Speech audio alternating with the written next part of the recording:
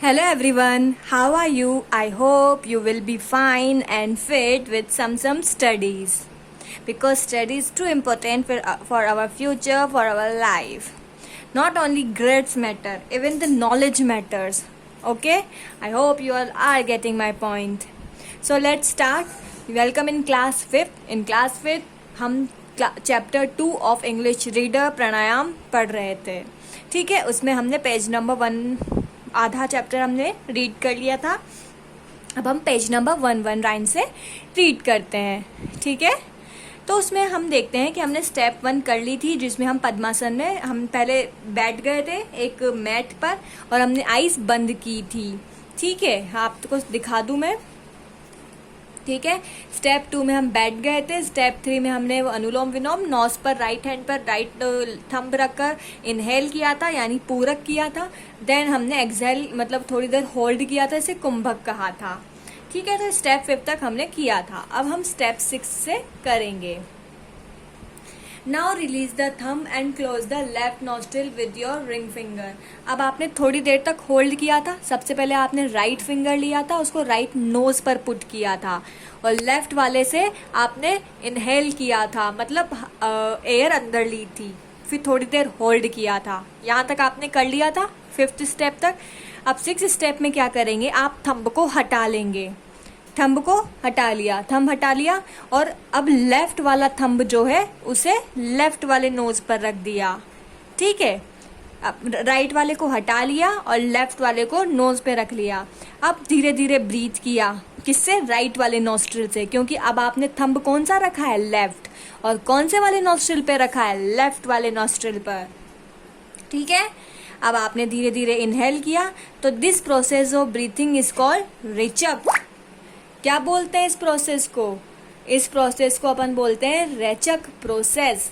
ठीक है, left side से इनहेल करने की प्रोसेस को रेचक, और आपने पढ़ा था कि राइट साइड से इनहेल करने की प्रोसेस को पूरक बोलते हैं.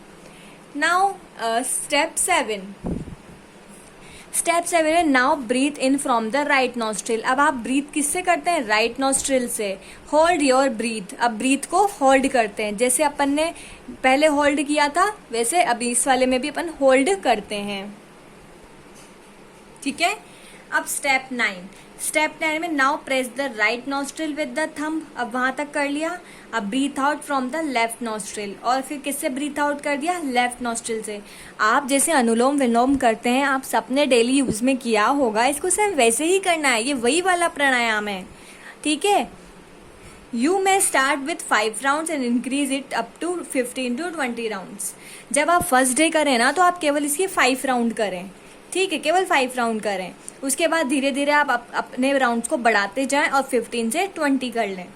ठीक है, आई बात समझ में? अब इसके मीनिंग्स देखते हैं. रिलीज. रिलीज का मतलब छोड़ देना. रिमूव. रिलीज मतलब रिमूव. रिमूव का मतलब क्या होता है? छोड़ देना. रेचक. रेचक यानी the process of breathing out. रेचक का मतलब होता है बाहर ब्रीथ आउट करने की प्रोसेस, सांस को बाहर की तरफ छोड़ने की प्रोसेस. राउंड्स. राउंड्स यानी रिपीटेशन, बार बार एक ही चीज को करना, तो क्या होते हैं? राउंड्स. ठीक है, अब the process of breathing in pranayama is called. प्राणायाम में ब्रीथिंग आउट की प्रोसेस को, ब्रीथिंग इन की प्रोसेस को तो पूरक कहते हैं. ब्रीथिंग आउट की प्रोसेस को, बाहर ब्रीथ आउट करने की प्रोसेस को बोलते हैं रेचक. Okay, now what is the 6th step of pranayama? प्राणायाम का 6th स्टेप क्या है? रेचक. Rechak is the 6th step of the pranayama. कौन सा है? रेचक जो है 6th स्टेप है. What is the 7th step of the pranayama? कुंभक. कुंभक, नेक्स्ट कुंभक और second kumbhak is the 7th step of the pranayama. ठीक है, अब आप मुझसे पूछोगे कि ऊपर वाले पैराग्राफ में तो कहीं कुंभक का नाम आया ही नहीं, तो मैम आप कैसे बोल रहे हो कि कुंभक होगा? 7th step. तो आप 7th स्टेप देखो, सब पीछे जाके टर्न करो और 7th स्टेप देखो. 7th स्टेप में क्या लिखा है कि हम थोड़ी देर होल्ड करते हैं. तो आपको मैंने पहले वाले पैराग्राफ में पढ़ाया था कि होल्ड करने की प्रोसेस को, ब्रीथ को होल्ड करने की प्रोसेस को क्या बोलते हैं? कुंभक. तो ये जो होल्ड करना लिखा है इसका मतलब 7th स्टेप है. तो 7th स्टेप क्या होती है? कुंभक. ठीक है, I hope you are getting my point.